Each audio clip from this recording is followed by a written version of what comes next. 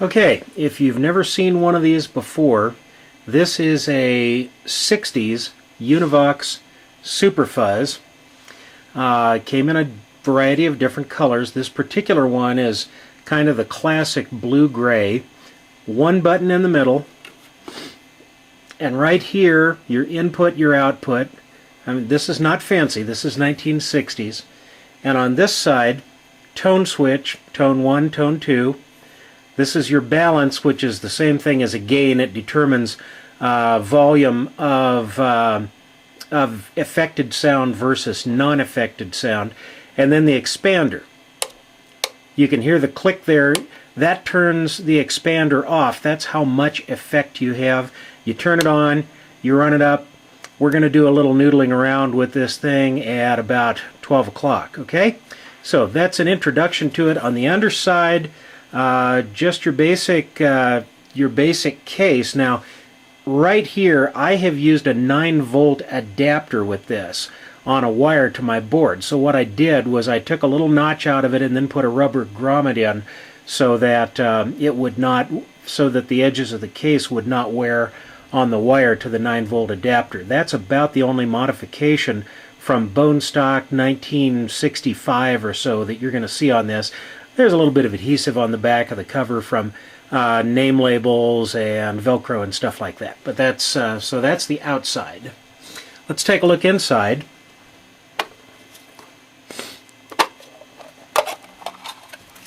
Okay, and on the inside, there's your basic printed circuit board. There's your foot switch, battery, input, outputs, just basically what you'd expect to see.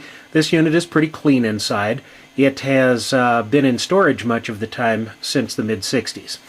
So we'll go ahead and put this little beast back together, and we'll give it a quick test drive for you. Okay, this is the equipment we're going to use. The base is a Gretsch 2202 Electromatic Junior Jet. The amp is a Behringer Ultra Bass 4500, and the cabinet is a Gallion-Kruger 410 GLX with the gold-coated cones. So that's what we'll be listening through. I'm a bass player, so what I'm going to do for you is give you a shot at this thing on bass. Okay, for the purposes of this test, I've got the gain fairly low, all of the EQ and everything basically set in the mid-range. And that's because I don't want to color it a whole lot, I just want to let you hear what it sounds like. Okay, so now we're connected, and we're going to have a look at the settings. Going to start with the balance, roughly even, so volume affected and unaffected are about the same.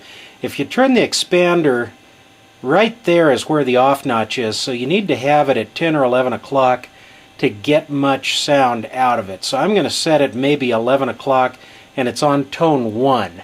Tone 1 and 2 are quite different, so let's give this a shot and see what it sounds like.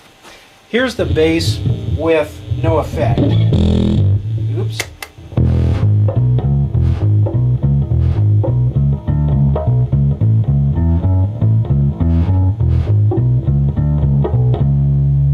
Okay, here's effect at 11.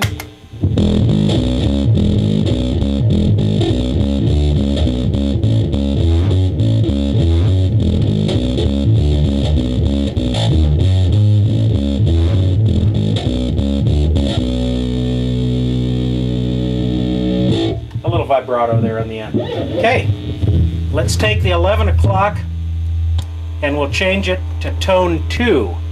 And see what tone 2 does for us. Here's the unaffected tone. Here's tone 2.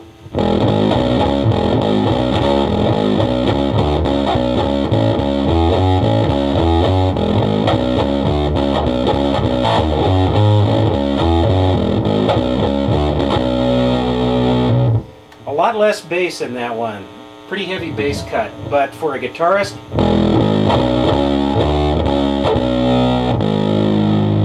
that can scream. Okay, let's step it up a little bit, and we'll go from effect at 11 to effect at, well, why not, 3 o'clock. Okay, so now we got 3 o'clock effect. And we'll start with tone 1. Clean tone.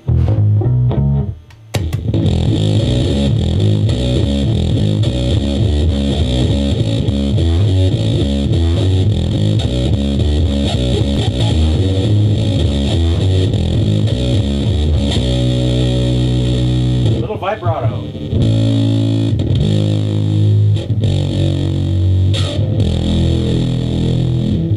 Okay. That's a lot of fuzz. Let's try the more treble oriented. We'll go to tone 2. I'm getting a little hum out of the amp.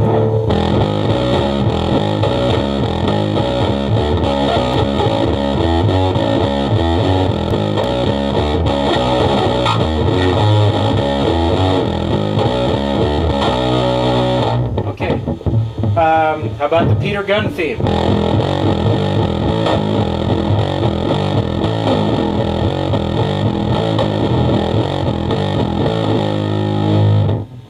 Same thing, no effect.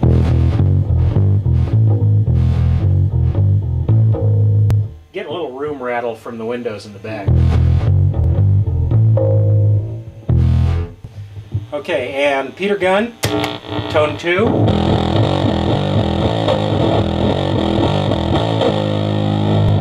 Let's try Peter Gunn, tone 1.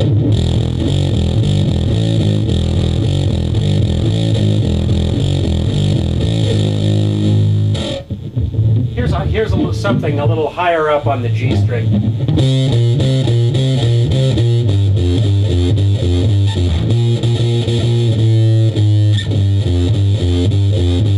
Little surf music there. Okay, here's tone 2, up higher.